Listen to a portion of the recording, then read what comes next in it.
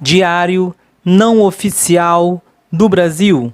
Dia 190/365, 9 de julho, terça-feira, 170º dia de blindagem do Bolsofilho. Queiroz continua desaparecido e a Polícia Federal não busca por ele. Hoje é o 30º dia do Congegate. 1. As miniférias do Conge, de acordo com a sua assessoria, são para reenergizar. Ora, tão cansado em 6 meses, não parecia assim quando era juiz e interrompia suas férias para garantir sua ilegalidade. O deputado do PT, Paulo Pimenta, comenta que o ex-juiz não é servidor público e que o cargo de ministro de Estado se encaixa no que a legislação denomina de agente político, função que não é regulada pela Lei 8.112/1990. A sua licença, portanto, é ilegal. Nenhuma novidade se tratando do Conge. 2. O jornalista Luiz Nassif, no sítio GGN, faz considerações lúcidas sobre a atuação do ex-juiz e Parsas e conclui que sequer observavam a ética própria dos bandidos. Além do uso dos vazamentos como instrumento político, de juiz ventríloco comandar a operação através do procurador PowerPoint, da atuação informal e ilegal para desestabilizar outros países, tem ainda o não cumprimento dos acordos de delação firmados. Ora, nem os bandidos sobrevivem ao descumprimento inescrupuloso do combinado. O pensamento voraz que justifica isso parece também nos dizer que quem já cumpriu seu papel pode ser descartado a qualquer momento. 3. O procurador PowerPoint manda uma cartinha à Câmara agradecendo o convite. Entende que foi convidado para um chá e não para prestar esclarecimentos devido à população brasileira, coisa que todo servidor público tem que fazer. Trata o legislativo com escárnio, num texto cheio de supostas reverências e agora, a essa altura dos vazamentos, após várias e públicas manifestações políticas, se denomina técnico. 4. O Ministério da Justiça passa pano em todas as revelações dos vazamentos e começa a perseguir um suposto hacker e, contrariando os laudos técnicos, continua a falar de invasão criminosa quando se refere a Vaza Jato. Triste testemunhar o Estado aparelhado pelo ocupante da vez, amesquinhando suas funções constitucionais, mimetizando o discurso parcial seletivo e rifando sua autonomia. 5. Para finalizar nosso diário de hoje, dedicado à rede dos Parsas, juízes e associados, temos a declaração de um general de que o Conge é o herói que persegue o Coringa. O Coringa é aquele cara com o rosto cheio de pó branco, que parece ser um elemento abundante nesse desgoverno. Dia 191/365, 10 de julho, quarta-feira. Quantos crimes consegue cometer por dia esse desgoverno? 1.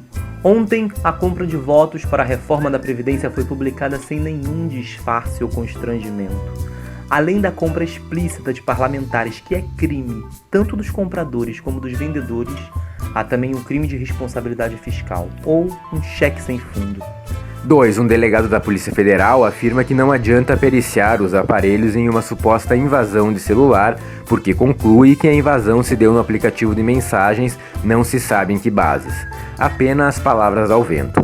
Ainda comenta que não vê excessos ou ilegalidades nos crimes revelados pelos vazamentos. Supunha que um delegado seria mais criterioso no conhecimento da Constituição vigente, do Código de Processo Penal ou mesmo do Estatuto do Servidor. Melhor rever esses concursos. 3. A voz do dono da voz sugere intimidade e acesso preferencial às decisões do STF antes das suas publicações. Comemorações, artimanhas, joguinhos, múltiplos crimes em alguns minutos de vazamento. Toda a extrema-direita, através de seus panfletos, passa pano para o filhote de marreco. 4. Tchutchuca tergiversa e não esclarece ao Congresso se o COAF foi usado como instrumento de polícia política para tentar barrar o vazamento dos diálogos que expõem as ilegalidades do marreco de Maringá. Ignora e desrespeita o Congresso, que trata como subalterno. Afinal, acaba de comprar uma parte deles. 5.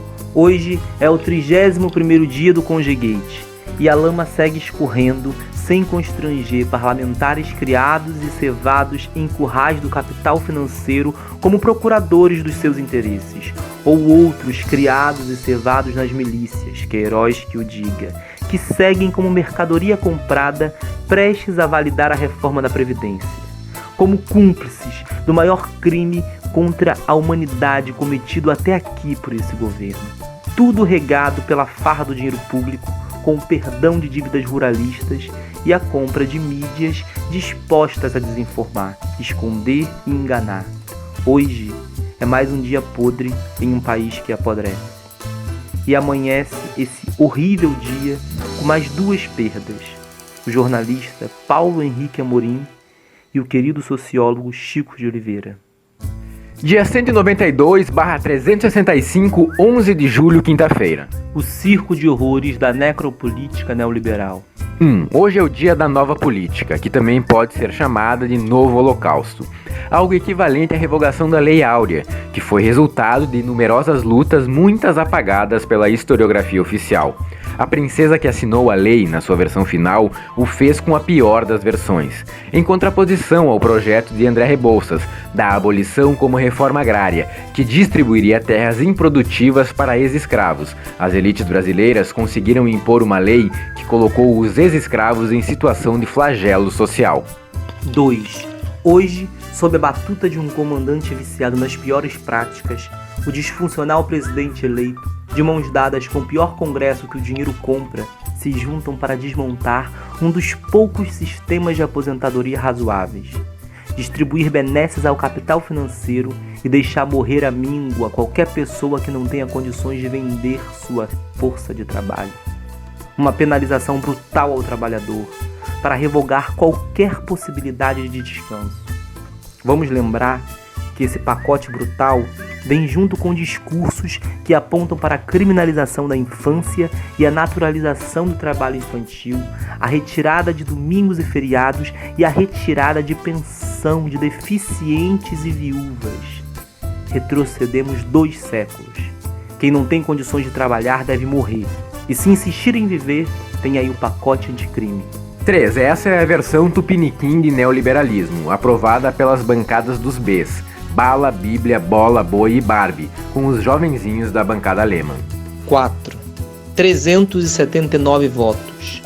Alguns comprados com dinheiro público, alguns de estelionatários eleitorais eleitos com voto progressista, dados, por exemplo, ao PTB e ao PSB. Alguns que na base de seus estados compõem governos também eleitos com voto progressista. O maestro no Congresso faz ceninha e chora, emocionado com o sucesso das compras. Mesmo quando as minhas mãos estão ocupadas em torturar, esganar, trucidar, Chico Buarque. meu coração fecha os olhos e sinceramente chora. Canalhas! Canalhas! Canalhas! Dia 193/365, 12 de julho, sexta-feira. A reforma da Previdência foi votada e Queiroz não apareceu. Estamos oficialmente de ressaca do espetáculo de horror que tem sido o trâmite dessa reforma. Para completar o quadro, novos vazamentos. Falei com ele umas 2 vezes em encontros fortuitos e ele mostrou preocupação em relação à prova de autoria sobre Assad, afirma Deltan Dallagnol. A relação de poliamor é ampliada. O procurador PowerPoint é comandado por um juiz taxado de juiz ladrão, pelo deputado Glauber Braga do PSOL. Combina o resto com o pessoal do TRF4 e completa suas operações políticas com o apoio no Supremo que, uhu, é nosso. Lá deles. A convicção é de que atos criminosos compensem e se justifiquem, e ao final ainda acha uma fundação de 2,5 bilhões para, sem culpa, chamar de sua. Uma pornografia jurídica, esses encontros fortuitos e relacionamentos clandestinos. Não encontramos um bolero para a ocasião, então vamos de Engenheiro do Havaí, já que Collor com fiscos de futuro e domínio de bandidos estão na moda. Nós dois temos os mesmos defeitos, sabemos todos ao nosso respeito.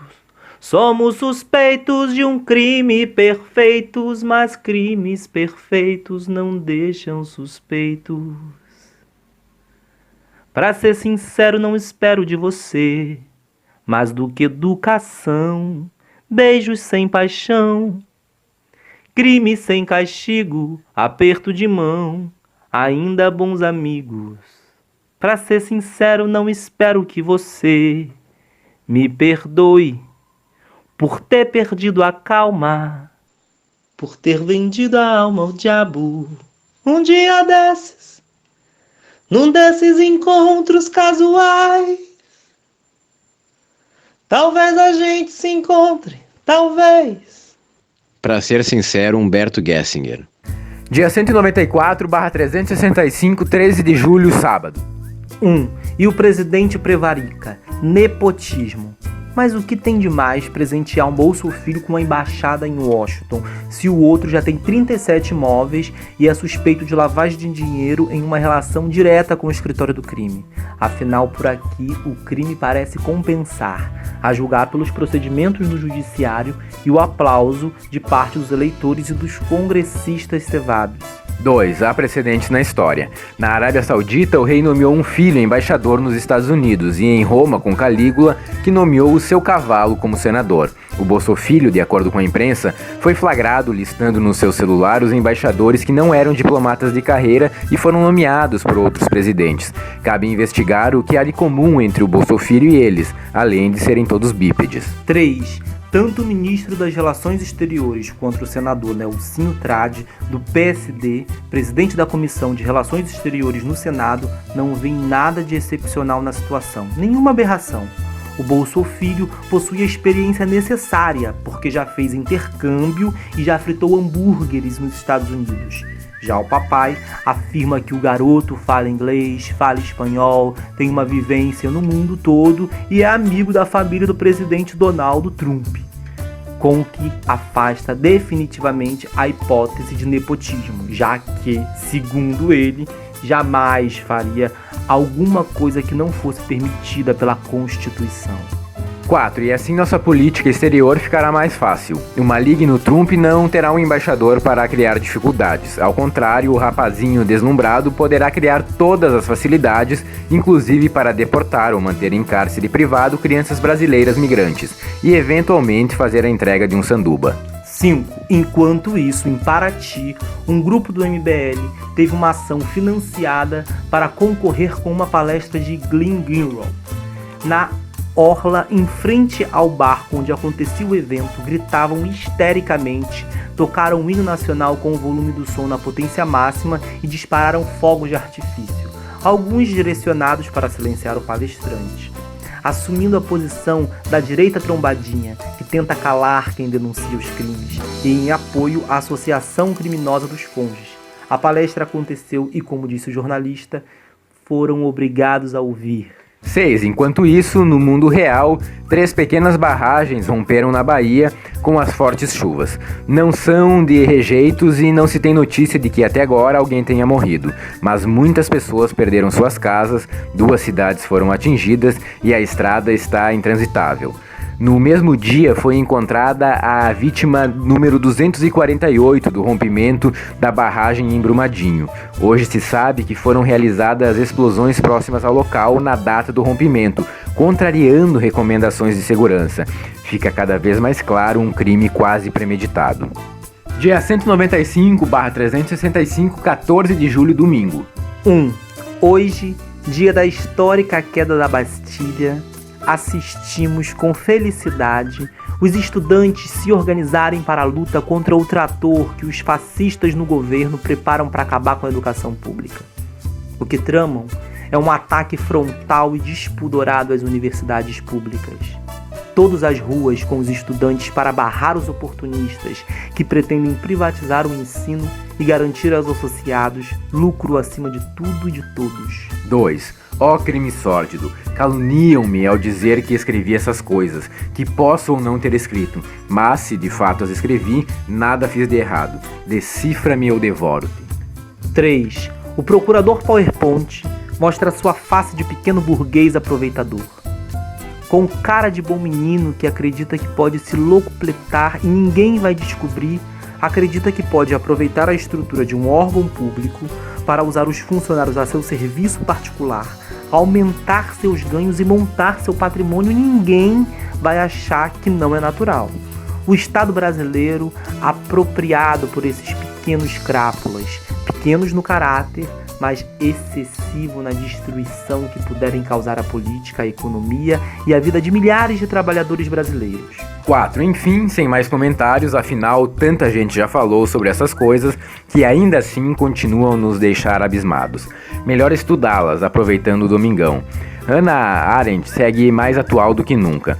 Talvez seja necessário visitar Foucault, Florestan Fernandes, Chico de Oliveira e Achille Mbembe para conseguir entender como o mundo chegou a essa redução mesquinha formada por memes histéricos de Twitter e fritadores de hambúrgueres em um misto ao mesmo tempo aterrorizante e patético. PS. Papai divulgou um vídeo onde supostamente Trump faz elogios protocolares ao Bolso Filho. Ora, é a voz do dono. Não há mais o que discutir, está decidido. E definitivamente demonstra que nepotismo não é nepotismo. Logo, não é crime. Afinal, o garoto está preparado para perfilar, colocar suavemente a mão no peito e discretamente deixar rolar uma lágrima de emoção ao ouvir o hino nacional dos Estados Unidos da América. Dia 196/365, 15 de julho, segunda-feira. 1. O fenômeno da bancada alemã toma corpo só agora, e os partidos não tinham achado estranho tudo isso. Ciro aponta para um partido clandestino formado por uma bancada infiltrada, fenômeno de votos todos bem posicionados e com boa formação. A deputada Tabata foi a bola da vez ao involuntariamente expor a apropriação privada dos imóveis funcionais destinados aos parlamentares e ao enfrentar tecnicamente o profundo vazio intelectual dos encarregados do governo para a educação. Mas ela não se dá conta que é uma representante do povo dentro de um partido com um programa e que todo voto é político, mesmo que tecnicamente embasado. Não há justificativa para um voto dado a propostas escravocratas. A posição política assumida é clara e a afirmação de que seguia suas convicções Deltan Dallagnol é você? É esclarecedora. Arrogante quando confrontada, responde que não teme o descontentamento de suas bases, porque com a sua formação consegue emprego onde quiser. Ora pois, então ela está no emprego, não em um mandato do povo. Ela assume a clandestinidade e mesmo que não se dê conta, assume o patrão. 2. Formação nas melhores universidades não significa consciência política ou pensamento crítico. Trair a classe de origem parece ter sido a tônica dessa votação. A menina do PDT, assim como outros, tem sua origem na classe trabalhadora, mas sem pudor e com muita convicção assumem o papel de algoz. 3. A propósito de formação, o governo precisa, em linha com a política vigente, fechar urgentemente as escolas militares, ao invés de ampliá-las como pretende. O disfuncional presidente eleito passou por Agulhas Negras, que tem a fama de ser um centro de excelência. 4. E para terminar, o presidente disfuncional coloca no seu Twitter oficial uma cópia pirata de um documentário conhecido, afirmando que é um vídeo vazado de uma suposta reunião secreta do que seria o tal Foro de São Paulo, e tenta fazer circular, de modo tão desavergonhado quanto tosco, uma fake news despropositada. Deve ser crime. Mesmo sendo um presidente disfuncional, melhor teria sido aproveitar o domingo desocupado para ajudar o Bolso Filho a fritar hambúrguer e melhorar o inglês, porque não está dando para enrolar. O mundo é testemunha.